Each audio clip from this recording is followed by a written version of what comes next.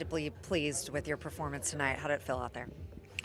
Felt good. Was able to get out there and have a quick couple innings there in the beginning. I felt like that helped our offense out. Our offense responded big. Was able to get a bunch of runs there in the second and then the fourth, and gave us some breathing room.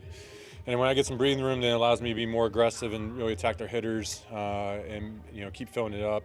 Was able to only give up a solo shot and was able to keep their offense at bay and allow us to keep tacking on runs. That's when it's fun, is when your teammates are going out there making plays. Adolis was making great plays in right. And obviously our offense was continuing to pour in runs, so it makes for a good day. You talked the other day about eating up innings and how important that is for the starter. So when you come off a game like this where you did just that and let the bullpen be the bullpen, are you pleased with that too? Yeah, that's my job. I'm always thinking I got to get deep in the game to protect the bullpen arms.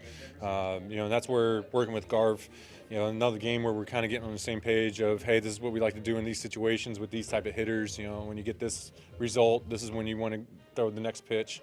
And just getting on the same page with him. And when you start catching rhythm with the catcher, then that's when you start having good innings, and then you're able to pitch deep into a ball game. So a lot that goes into it, but you definitely appreciate the results, especially when you can protect the bullpen as well.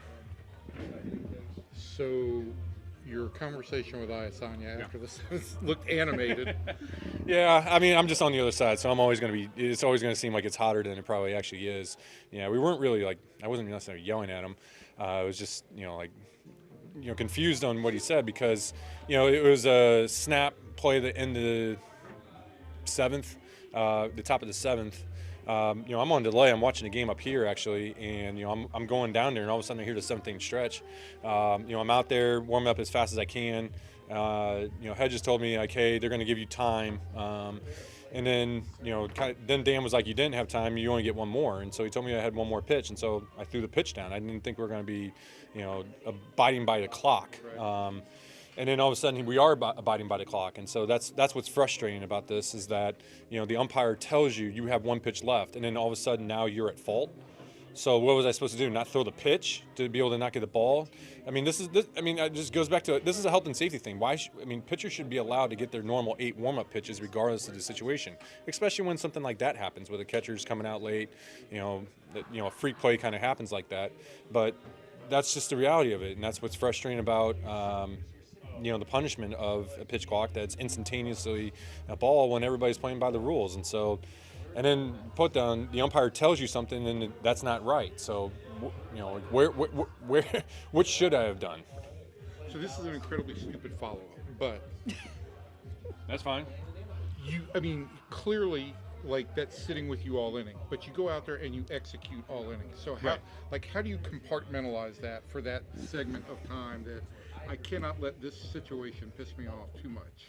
Yeah, Dan was trying to say something, I think, after one of the outs. And I was like, Dan, I'll talk to you after the inning. And so, I'm locked in. I'm locked in. Nothing's going to take my focus away.